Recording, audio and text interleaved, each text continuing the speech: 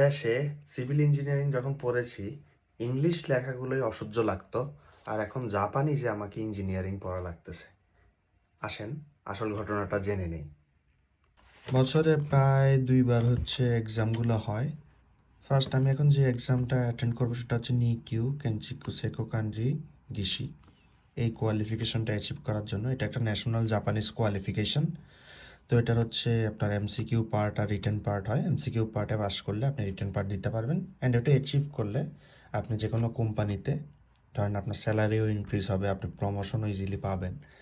দেখেন, বাংলাদেশে তো হচ্ছে ইঞ্জিনিয়ারিং টার্মগুলো হচ্ছে আমি ইংলিশে পড়েছি, কিন্তু এখানে হচ্ছে আমাদের হচ্ছে জাপানিজ হচ্ছে পড়া লাগতেছে। জাপানিজে পড়াটা তো ইজি না। এই যে এখানে একটা টার্ম আছে, এটার নাম হচ্ছে সৌদ। সৌদ মানে হচ্ছে ইন্টেন্সিটি অফ লুমিনেশন, এটার একক হচ্ছে লাক্স বা জাপানিজে হচ্ছে রুকসু।